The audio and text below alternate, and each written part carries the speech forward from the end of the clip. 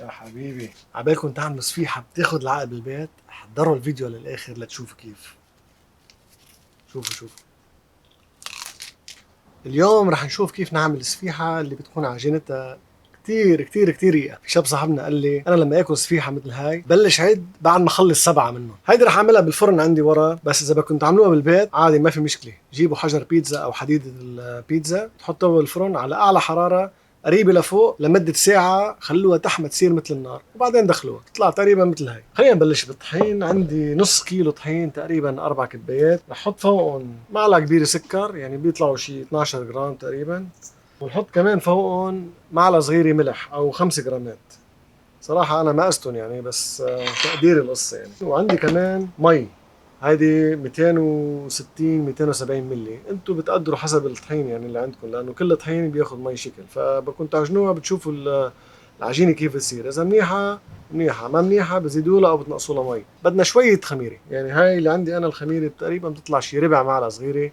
إذا بالجرام يعني جرام واحد بس، إذا عندكم ميزان دقيق. نحطه مع المي. وين المعلقة يا أبو الهيش؟ هاي المعلقة. خلينا ندوب شوي. نحرك الطحين والسكر والملح مع بعض. اليوم محضر لكم مفاجآت كبيرة. تأكدوا كل الخميرة دابت. نحطهم فوقهم. انتوا اذا عندكم المي يعني ما ضروري تحطوا كل الميات، فبتحطوا يعني تقريبا قد نص كمية الطحين. مثلا اذا انتوا عندكم 500 جرام طحين حطوا 250 جرام مي، وشوفوا قديش اذا بتزبط ولا لا. اذا بدها بعد بزيدوا لها. اوكي، انا رح خلي نكزة صغيرة بس عشان نشوف الوضع يعني كيف رح يصير. هلا بنخلطهم.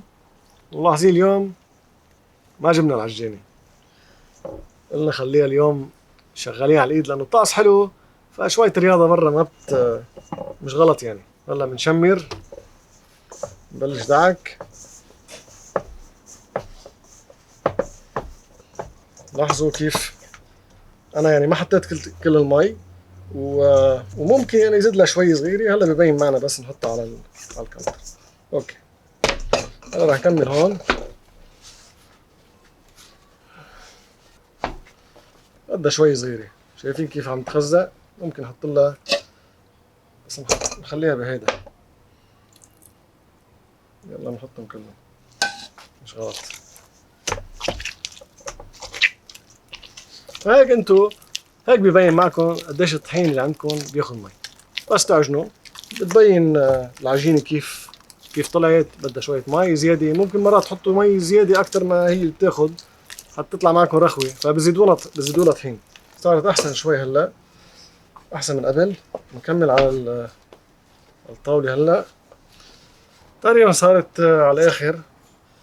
رح رجعها شوي لهون. بدي أحط عليها شوية زيت نباتي، شوي رشة صغيرة يعني بيطلعوا معلقة صغيرة. ما عندنا كمية كبيرة نحن. هاي بتنعمها هلا بصير هيك شغلة أزبط يعني. هلا بنريحها نص ساعة، وبهالوقت هيدا رح ننتقل للحمة. حنبلش أول شي أكيد بدنا الخلاط الكهرباء. رح نحط بصلة وسط، نص بالنص. بندورة عندي حوالي 6 حبات، كمان مش كتير كبار، وسط. بفرمهم مع البصل.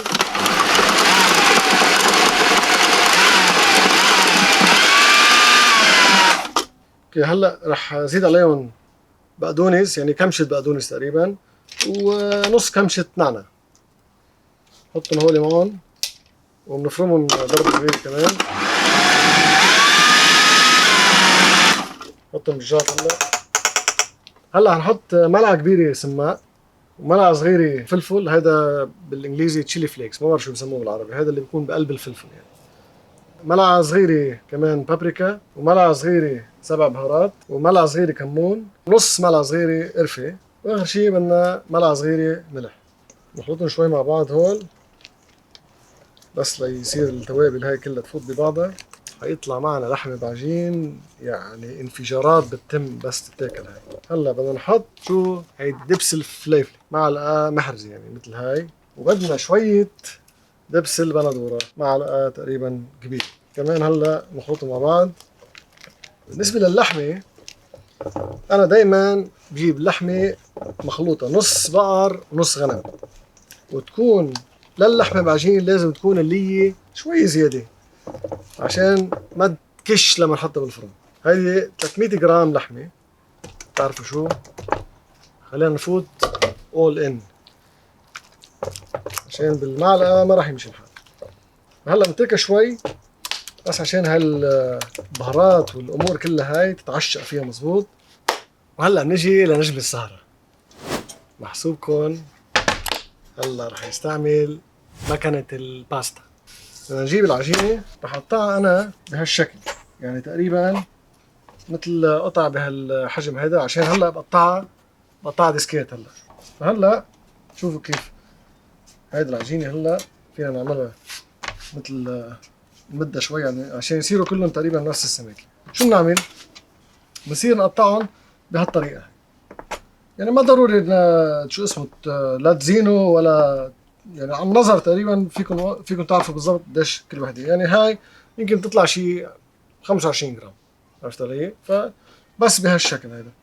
شوفوا هلا كيف صار عندي كل العجين، كل القطع هولي صاروا جاهزين هلا لنكبسهم. فبس نكبسهم نحن اكيد بدنا طحين، يعني على الطحين نكبسها كبسه صغيره هيك، عرفت علي؟ بس جربوا قد ما فيكم انه تكون مدوره، يعني ما بدنا اياها تكون شكلها مش دائري، لانه اذا ما كانت مدوره رح تطلع معنا اللحمه بالعجين مش مدوره. شوفوا هاي كيف طلعت هيك متلته. فلا تكون مدوره جربوا حطوها على الميل الفلات، على هيدا المسطحه، يعني شوفوا كيف بس تكون مدوره حتطلع غير شكل معنا. بس ندخلها على المكنه، حندخلها اول شيء على قياس، على سماكه اكبر شيء. يعني انا عندي هون رقم 1 هي اكبر شيء، اوكي؟ فبندخلها على الرقم 1، اوكي؟ تطلع معنا بهالشكل هيك نعملها مثل ما قلت لكم على مرحلتين. فبس نخلص اول مرحله، اوكي، هلا بنرجع بنحطها على مرحله على سماكه اقل. يعني انا عندي 4، هي المرحله هي السماكه اللي بدي اياها انا، اوكي؟ فاذا حسيتوها عم تلزق حطوا شويه طحين. هلا بحطها ليكوا قديش ريقه. بدكم ترقوا بعد ما في مشكله، فيكم ترقوا بعد. اوكي هلا رح نحط اللحمه بعجين نظبطهم. هاي عندنا اللحمه، نحط شويه لحمه حشوي يعني على كل قرص. هلا بنمدها انه تعبي العجينه كلها، وهي بس تحطوا، بس تجربوها يعني حتعرفوا قديش سهله مدتها ولا شيء، يعني بتفرض لحالها. اوكي هاي صاروا جاهزين. اوكي هلا رح ندخلهم على الفرن نشوف الوضع كيف رح يكون.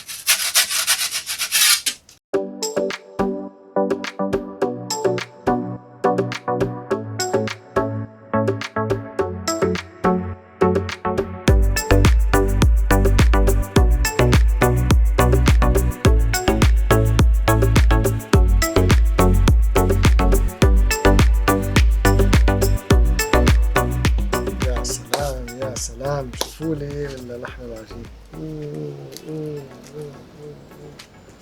يا حبيبي، يعني بتقرش قرش شيء رهيب، يعني من المنظر شيء رهيب، بس اكيد الطعمه هي اهم شيء. فبنسمي بالله.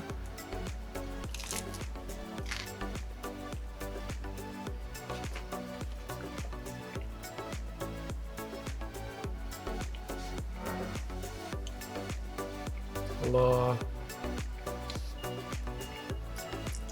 البهارات اللي حطيناهم فيها قلت لكم رح يصير في انفجارات بالتم، شي فخامه. اذا عجبكم هذا الفيديو ما لكم غير تحضروا الفيديو اللي هون وتشوفوا كيف تعملوا مناقيش بالبيت غير شكل.